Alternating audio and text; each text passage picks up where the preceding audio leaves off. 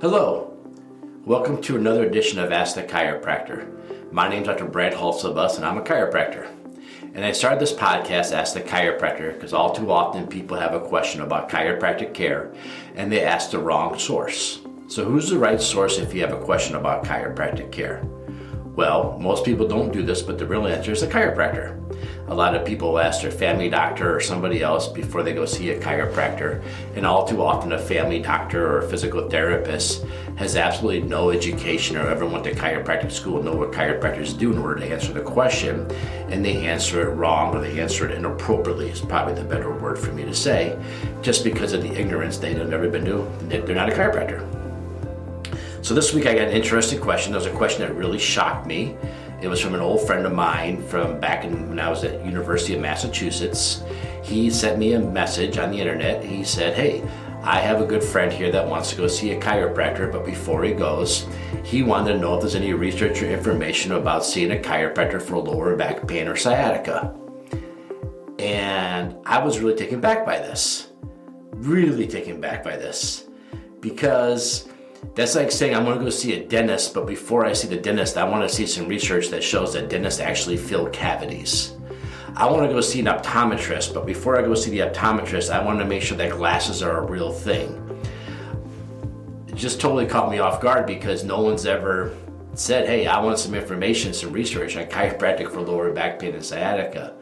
I mean, if you asked almost every practicing chiropractor out there, one of the top 3 reasons why people come see a chiropractor, there's probably 4 top reasons people come see a chiropractor. Number 1, lower back pain. Number 2, sciatica. Number 3 is neck pain. And lastly, headaches. And if you were to do a lit search of all the information on chiropractic and the research on chiropractic, number 1 thing you're going to find over and over and over again is going to be about chiropractic for lower back pain. So this question really like stunned me. Like, are you really questioning whether or not chiropractic can help with lower back pain? And I just got back from homecoming at Palmer College of Chiropractic in Davenport, Iowa, the oldest, biggest chiropractic school and the most prestigious chiropractic school. Maybe I'm biased as I went there, but the VA, the United States government, issued studies to show how chiropractic care for lower back pain for veterans was beneficial for them. And not just giving veterans a whole bunch of medications for their lower back pain, but how can chiropractic actually do it? And they got a huge grant, a huge study, and they get all this research. If you go to palmer.edu, you can find the research department there. You can see all the research they're doing on this. And these are the exact same government agencies that commission research on everything, right? So who's behind the research for chiropractic care? Is it biased research? Absolutely not. We're using the exact same government agencies as every other type of healthcare provider. Everything else that gets done, the exact same entities do it. Now, who does the research? Well, the chiropractic schools do the research on chiropractic. Looks like dental schools do research on dentistry. You wouldn't go to a dentist school and say, we need you guys to do research on whether or not eyeglasses work, right? You would go to a chiropractic school. And I mean, some of the cool stuff we found out, since, when I was in school, everybody knew there was a bone in the front with a disc in there. A lot of people hypothesized it was the disc moving side to side that caused the majority of the discomfort and pain. The new research shows that it's actually a little joint in the backside. It's about 3/4 of the way back. It's called the facet joint, if you want to look it up, F-A-C-E-T. And there's this crazy amount of nerve endings all around this joint. So as the vertebrae move left and right, you get a little inflammation in there, and that inflammation is what kicks off the majority of the pain. And that's kind of to warn us before we actually blow a disc or have a major disc problem. And now the research has shown us more and more the best way to alleviate this discomfort is to restore the motion in there through getting in there with your hands and making it move again. And no one's done that better, longer, or more successful, or has more research or more practice at it than a chiropractor.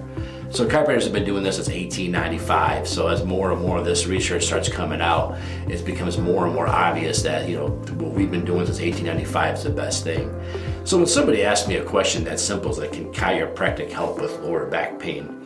I feel like there's more behind this question. There's more between the lines that I'm being asked here.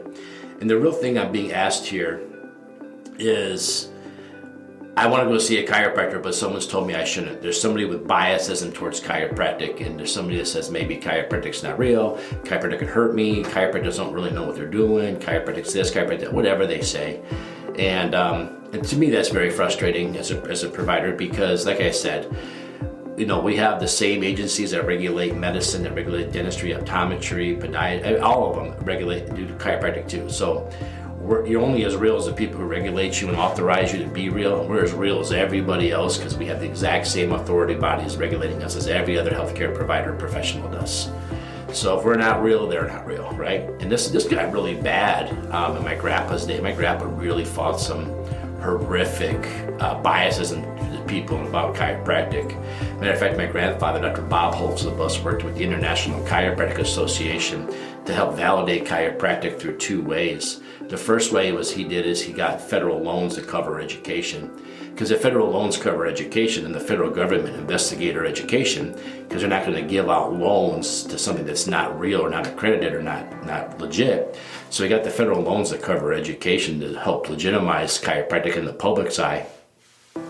The other thing he worked really hard on was getting Medicare coverage, because the United States government actually reimburses us for doing chiropractic care, and Medicare says we find and correct vertebral subluxations. If you're doing that, then you're doing chiropractic, and that's what the federal laws say. So now the chiropractors say, yeah, I look for the vertebral subluxation, the misalignment of the spine that creates nerve stress, and then the chiropractor goes in there, adjusts that, relieves the nerve stress, and the body can heal and take care of itself. That's what the federal government tells us. Just like the federal government says, if you tear your rotator cuff, this is the approved surgery for that. Same bodies, same governing bodies that regulate everything, regulate chiropractic just as they regulate orthopedic surgeries, as they regulate cardiac issues. So they were able to prove all that. But yet the biasism and the chirping continued on and on and on. And there was a chiropractor, I'm in Rockford, Illinois, there's a chiropractor in Oak Brook, Illinois named Dr. Chester Wilk. And Dr. Chester Wilk actually sued the AMA. If you can look it up, Chester Wilk versus the AMA. Major lawsuit, antitrust lawsuit for the AMA, saying bad things about chiropractic. And a couple of years ago, recently, probably last 18 months, 2 years, Chester Wilk passed away. Chester Wilk's daughter called me and had me come to the house and get some information from them. And right here in my hand, I have all kinds of stuff straight from Dr. Wilk's, his own personal desk at his house. So this was stuff that was at his house. Dr. Wilk won the Supreme Court victory against the AMA, all these newspaper clippings and all this information that he had, including some of the actual testimony right here in my hand that Dr. Wilk kept on his personal desk. This is going to be saved and archived in chiropractic history. But the lawsuit basically said that the AMA was saying hurtful, malicious things about chiropractors. And the problem was Dr. Wilk started this lawsuit, I think in the 60s, and he didn't win it until the late 90s, the middle 90s. So this is a big deal that this took this long to win this lawsuit, this antitrust lawsuit. Like I said, the United States Supreme Court, everything. But he was able to win and show that for many, many, many, many years, the AMA had bad things to say about us, and they continued to blast us. Recently, the American Heart Association, the American Stroke Association came dangerously close to getting the exact same lawsuit thrown in their face for trying to say other malicious things about chiropractors. So this ongoing thing with medical doctors, I shouldn't say medical doctors, they're associations, not the individuals. I co-care lots of patients with medical doctors, lots and lots of patients. It's not the individual physician, but the individual physicians associations like the AMA, the American Heart and Stroke Association, the American Stroke Association, has been saying negative things about us for a long, long, long time, and all this stuff's been proven wrong. I mean, if you look up the work from Cassidy, they debunk everything the American Heart Association, the American Stroke Association had to say. And if you're looking for that, you just type in PubMed and Cassidy Chiropractic, because you won't find the American Heart Association, the American Stroke Association on PubMed, because Cassidy debunked everything they said and proved it not to be true, and actually questioned the intent of what they had to say. Not just like Chester Wilk, he came after the AMA big time and was able to prove that they were being malicious against us. So when somebody says to me, Dr. Holtzabus, can chiropractic help with lower back pain or sciatica? I have to think in the back of my mind that some doctor ignorantly told them that, not to go to a chiropractor, when in reality chiropractic can help.